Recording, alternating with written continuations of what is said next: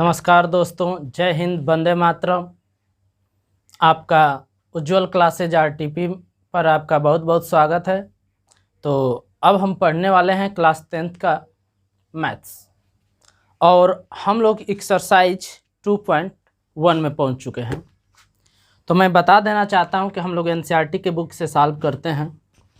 तो चलिए आ जाते हैं हम लोग एक्सरसाइज यानी कि प्रश्नावली 2.1 में। लिखा क्या है सवाल में, किसी बहुपद px के लिए y बराबर px का ग्राफ नीचे दिया गया है। प्रत्येक स्थिति में px के शून्यकों की संख्या ज्ञात करना है। आपको एक ग्राफ दिया गया है ऐसे,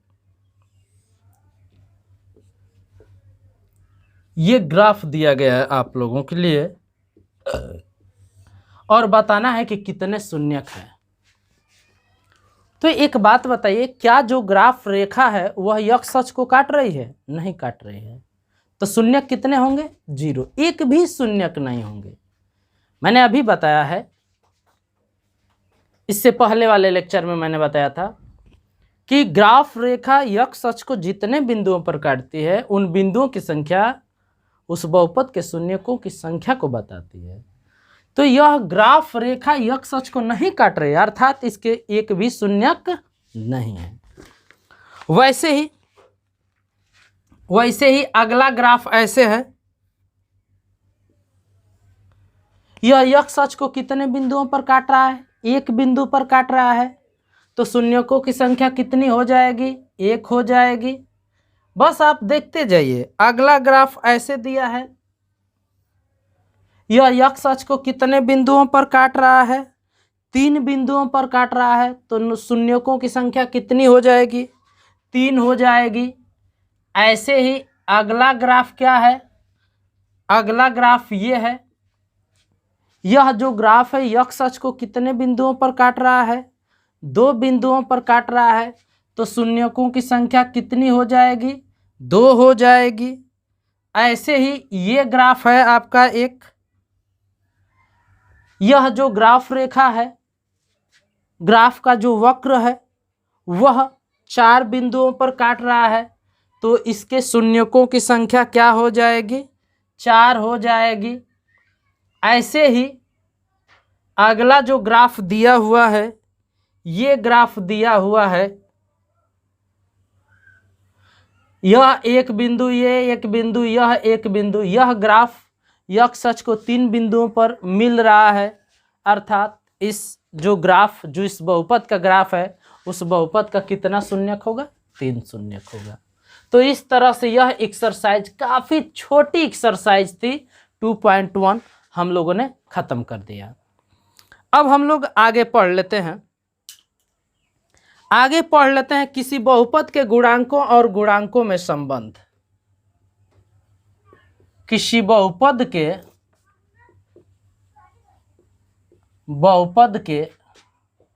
गुणांकों और शून्यकों में संबंध। चलिए, तो किसी द्विघात समीकरण ले लेंगे, चाहे त्रिघात समीकरण ले लेंगे। हमें गुणांकों और शून्यकों में संबंध ज्ञात करना है। देखिए, हम एक द्विघात समीकरण लेते हैं। तो व्यापक द्विघात समीकरण क्या होता है? व्यापक द्विघात समीकरण ax² + bx + c = 0, यह व्यापक द्विघात समीकरण है। ठीक है ना?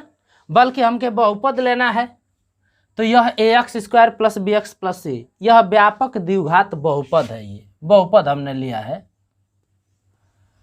अब जो मूल होते हैं उसको हम लोग अल्फा और बीटा से दिखाते हैं। ठीक है ना? अल्फा और बीटा से दिखाते हैं। अल्फा बीटा जो है वह यूनानी भाषा के अक्षर है। अल्फा बीटा क्या है? यूनानी भाषा के अक्षर है।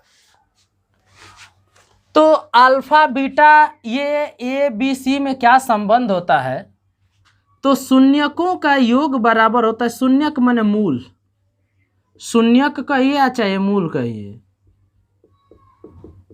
शून्यकों का योग बराबर क्या होता है? माने अल्फा प्लस बीटा बराबर क्या होता है? माइनस बी बटा ए होता है, यानी कि माइनस यक्स का गुणांक और बटा में क्या हो जाएगा, यक्स स्क्वायर का गुणांक। वैसे ही शून्यकों का, शून्यक माने मूलों का गुणनफल अल्फा इंटू बीटा बराबर होता है सी बटा ए, यानी कि अचर पद और ए क्या है, यक्स स्क्वायर का गुणांक है। तो ये आप फार्मूला याद कर लीजिएगा, इसके आधार पे हम लोग सवाल बहुत आसानी से लगा लेंगे। तो यह द्विघात बहुपद के गुणांकों और शून्यकों में संबंध है, ठीक है ना। इसी तरह से किसी त्रिघात बहुपद के गुणांकों और शून्यकों में क्या संबंध होता है, यह हम लोग निकाल लेते हैं। तो त्रिघात बहुपद क्या होता है, त्रिघात बहुपद, त्रिघात बहुपद ये होता है A x cube B x square C x plus D बराबर 0। ये बहुपद हो गया, 0 नहीं, बहुपद लेना है हमें। तो ये आपका हो गया A x cube plus B x square plus C x plus D, ये त्रिघात बहुपद हो गया। तो इसके शून्य कितने होंगे, 3 होंगे ना, अल्फा बीटा और गामा, ठीक है। तो इसके मूलों का योग क्या होगा, चाहे शून्यकों का योग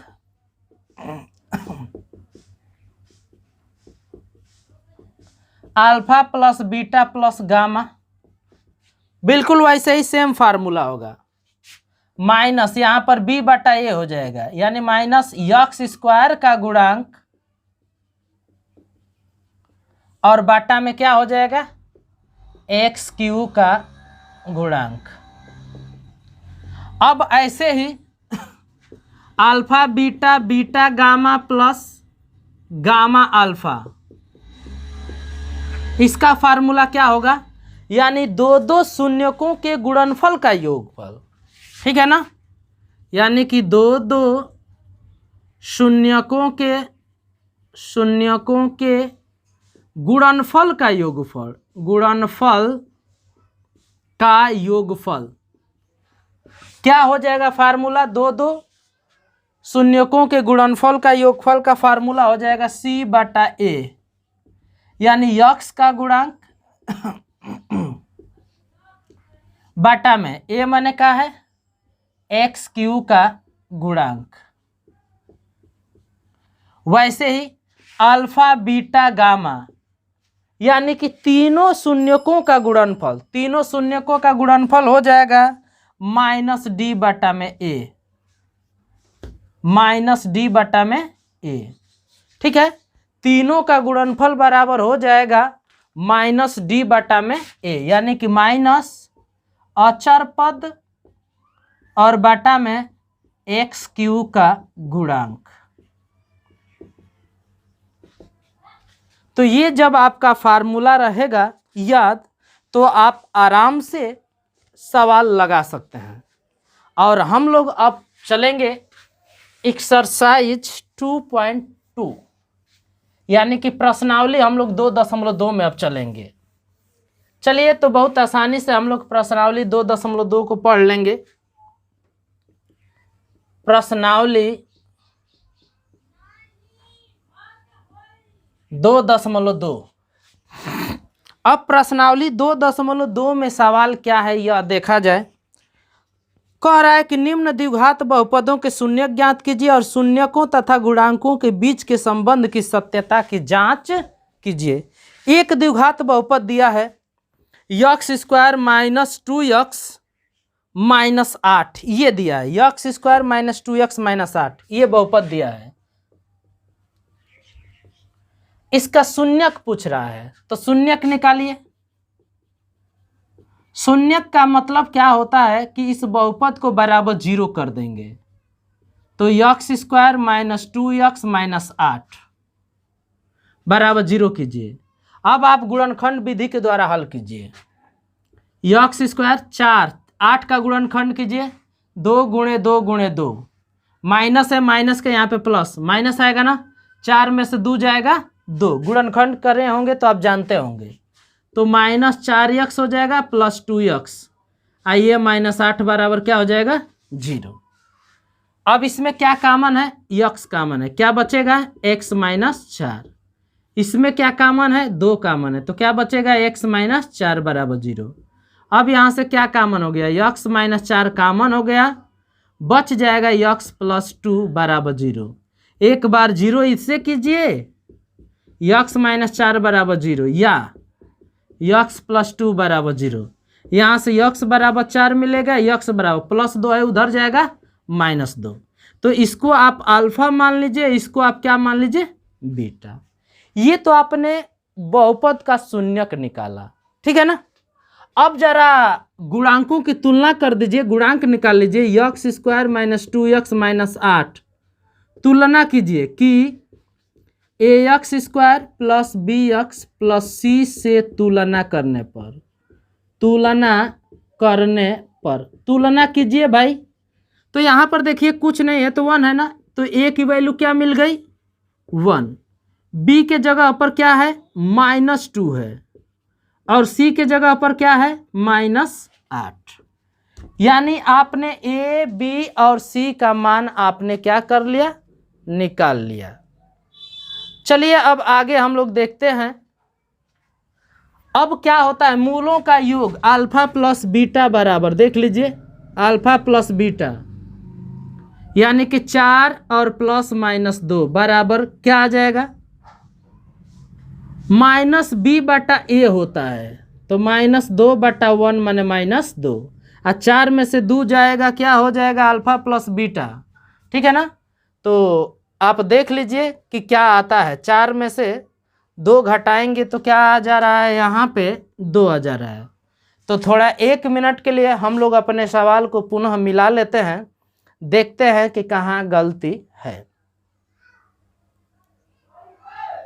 मूलों का योग बराबर क्या होता है, -b/a होता है। b का मान क्या है -2 है, देखिए यहाँ पे गलती हुई है, -b/a, तो माइनस ये हो गया, ये b का मान -2 है, तो माइनस माइनस क्या हो जाएगा प्लस। तो देख रहे हैं सत्यापित हो गया। मूलों का गुणनफल निकाल लीजिए, मूलों का गुणनफल क्या होता है c/a ना। मूलों का गुणनफल निकालिए अल्फा इंटू बीटा, c का मान क्या है -8 और a का मान क्या है 1 माने -8। अल्फा इंटू बीटा निकालिए 4 × -2 यानी 4 दूना के -8। तो क्या हो गया, सत्यापित हो गया कि नहीं, सत्यापित हो गया। इसी तरह से आपके 6 सवाल दिए हैं, 6 सवालों को इसी तरह से निकालना है। आप क्या करना है कि शून्यक निकालिए, उसके बाद इसको क्या कर देना है, सत्यापित कर देना है। एक और मैं सवाल बता देता हूं, बाकी सवाल आपके लिए छोड़ दूंगा। इस क्वेश्चन का आप लोग सेल्फ हल कीजिएगा। मैं 5वां सवाल बता देता हूं, t² क्या है 15। चलिए तो इसका शून्यक निकालिए, शून्यक t² - 15 बराबर 0, तो t² -15 इधर जाएगा +15, वर्ग घटेगा तो क्या लगेगा करण, और वर्गमूल प्लस माइनस होता है ना। एक को अल्फा मान लीजिए, एक को बीटा, अल्फा बराबर +15 मान लीजिए और बीटा बराबर -√15, ठीक है ना। अब मूलों का योग निकालिए अल्फा प्लस बीटा, तो +√15 -√15 क्या आ गया 0। मूलों का गुणनफल निकालिए +√15 गुणे -√15, तो गुणा करेंगे तो -15 करने में 15 का गुणा करेंगे तो क्या आ गया 15। अब इधर फार्मूले की सहायता से जो गुणांकों में संबंध होता है उसकी सहायता से निकालिए। तो t² -0t लिखा जा सकता है, लिखा जा सकता है। जरा इसकी तुलना कीजिए at² + bt + c से, तुलना कीजिए भाई। a के जगह पर कुछ नहीं है तो क्या है 1, b के जगह पर 0, c के जगह पर -15। तो मूलों का योग बराबर क्या होता है भाई, b/a होता है ना। तो b का मान क्या है 0 बटा में a का मान 1 यानी 0। देखिए मूलों का योग यहाँ पे 0 आया है। मूलों का गुणनफल निकाल लीजिए अल्फा इंटू बीटा, सी बटा ए होता है ना, तो -15 बटा ए हो 1, ए का मान 1 है, -15। यहाँ पर देख लीजिए मूलों का गुणनफल आया है। अर्थात आपसे सत्यापित करने के लिए कह रहा था, सत्यता की जांच करने के लिए कह रहा था, आपने जांच कर लिया। अब एक बात और मैं बता देता हूं,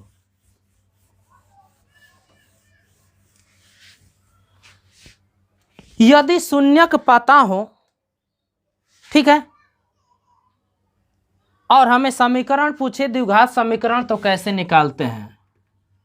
तो समीकरण बराबर होता है एक्स स्क्वायर माइनस शून्यकों का योग इंटू एक्स प्लस शून्यकों का गुणनफल।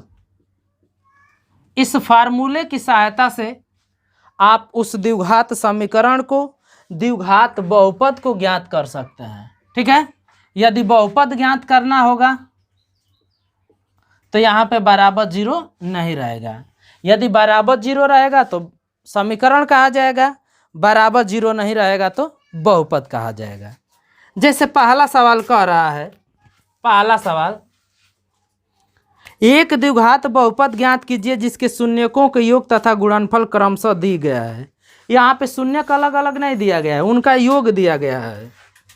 तो शून्यकों का योग क्या दिया है? देखिए शून्यकों का योग दिया है 1/4 दिया है, और गुणनफल क्या दिया है? गुणनफल -1 दिया है। आपसे पूछ रहा है कि वह द्विघात बहुपद क्या होगा, तो आपको क्या करना है कि द्विघात बहुपद निकालना है। तो चलिए द्विघात बहुपद बराबर क्या हो जाएगा? द्विघात बहुपद ये निकालना है आपको, द्विघात बहुपद, ठीक है ना। तो द्विघात बहुपद आप लोगों को निकालना है, तो द्विघात बहुपद क्या होगा ये मैं निकाल देता हूँ। चलिए एक और बात बताते हैं, फिलहाल के लिए पहले एक और बात बता देते हैं, तब मैं आपको बताता हूँ। किसी द्विघात बहुपद के जब शून्यक दिए हो और हमें वह द्विघात बहुपद निकालना हो तो हम कैसे निकालते हैं ये हम लोग समझ लेते हैं। जैसे देखिए ये, यदि अल्फा और बीटा द्विघात बहुपद के क्या हो? शून्यक हो, ठीक है। तो हम जो यह द्विघात बहुपद होता है bx + c जो होता है, उसको हम इस रूप में लिख सकते हैं। किस रूप में लिख सकते हैं? x माइनस अल्फा और x माइनस किसके? बीटा के रूप में हम लोग क्या कर सकते हैं? लिख सकते हैं। ये समझ लीजिएगा। अब इसका जब आप प्रसार करेंगे तो k हो जाएगा, x² हो जाएगा, -k हो जाएगा, ठीक है, और अल्फा प्लस बीटा हो जाएगा, और प्लस k अल्फा बीटा हो जाएगा। अब ये हो गया शून्यकों का योग, ये हो गया शून्यकों का गुणनफल। तो चलिए इसी फार्मूले के आधार पर हम लोग इस सवाल को लगाते हैं। तो चलिए अब इसके आधार पे हम लोग सवाल लगाते हैं। इस फार्मूले के आधार पे आपको दूसरा सवाल दिया है कि एक द्विघात बहुपद ज्ञात कीजिए जिसके शून्यकों का योग तथा गुणनफल दिया गया है। तो शून्यकों का योग दिया है, शून्यकों का योग मतलब अल्फा प्लस बीटा दिया है 1/4, और गुणनफल दिया है अल्फा बीटा दिया है -1। तो द्विघात बहुपद बराबर आपको क्या फार्मूला मैंने लिखा था? द्विघात बहुपद बराबर ये हो जाएगा k x² minus alpha plus beta x plus alpha into beta. इसके आधार पर हम लोग क्या करेंगे? द्विघात बहुपद ज्ञात करेंगे। तो चलिए क्या हो जाएगा द्विघात बहुपद? k अल्फा प्लस बीटा का मान देखिए 1/4x, अल्फा बीटा का मान -1। अब क्या कीजिए, k का मान ऐसा लीजिए कि नीचे वाला कट जाए, यानी k का मान 4 लीजिए सुविधा के लिए। तो 4 लेंगे k का मान, तो x² - 1/4x - 1, 4 से गुणा कर दीजिए, 4x², ये 4 से 4 खत्म, -x -4। तो यह आपका हो गया द्विघात बहुपद। इसी तरह से एक और मैं सवाल बता देता हूं, एक और सवाल मैं बताता हूं, देखता हूं कौन सवाल है। अब मैं जो सवाल बताऊंगा, तीसरा नंबर का सवाल मैं बताऊंगा, तीसरा नंबर का सवाल, और देखता हूं कि तीसरा नंबर का सवाल है क्या। चलिए, तीसरा नंबर का सवाल दिया है, 0 दिया है और कर्ण में 5 दिया है। मतलब ये है कि पहला वाला मूलों का योग है, मूलों का योग दिया है, अल्फा प्लस बीटा दिया है कितना 0, और गुणनफल दिया है, गुणनफल यानी अल्फा इंटू बीटा दिया है कर्ण में 5। तो द्विघात बहुपद ज्ञात करने का फार्मूला क्या है, कि x² minus alpha plus beta x और प्लस अल्फा इंटू बीटा। तो x² है, रहने दीजिए, अल्फा इंटू बीटा 0x है, अल्फा इंटू बीटा करने में क्या है 5 है। हो गया। अब जब ये 0 दिया है तो इसका मतलब क्या हो जाएगा, वो तो 0 हो जाएगा, ठीक है ना। तो बस चलिए, ये हो गया कि x² प्लस करने में 5। यहाँ पर बाटा में कोई संख्या नहीं है, तो सीधा सीधा k का मान आप क्या ले लीजिए, 1 ले लीजिए, ठीक है ना। तो k का मान 1 ले लीजिए, k बराबर 1, k बराबर 1 लीजिए, तो क्या हो जाएगा x² प्लस करने में 5। तो इस तरह से आ गया यह द्विघात बहुपद। तो यदि बाटा में कोई संख्या आता है तो k का मान वहीं ले लेना है, ताकि जो बाटा के अंदर है वो संख्या कटकर सीधा हो जाए। अन्यथा यदि सीधा है तो k की वैल्यू 1 ले लेना है, ठीक है। तो बाकी जो सवाल है वो सवाल आप क्या कीजिएगा, लगा लीजिएगा, आसान आसान सवाल है। तो इस तरह से हम लोगों ने प्रश्नावली 2.2 को भी क्या कर दिया, कंप्लीट कर दिया। तो बस आज के लिए इतना ही। पुनः एक बार आपसे निवेदन करूंगा कि हमारा जो यूट्यूब चैनल उज्ज्वल क्लासेज RTP है उसको आप सब्सक्राइब करें, अपने दोस्तों में अधिक से अधिक शेयर करें और बेल आइकन दबाएं, ताकि जब भी हम नई वीडियो अपलोड करें उसका नोटिफिकेशन आप तक पहुंच जाए। इन्हीं सभी शब्दों के साथ नमस्कार, जय हिंद, जय भारत।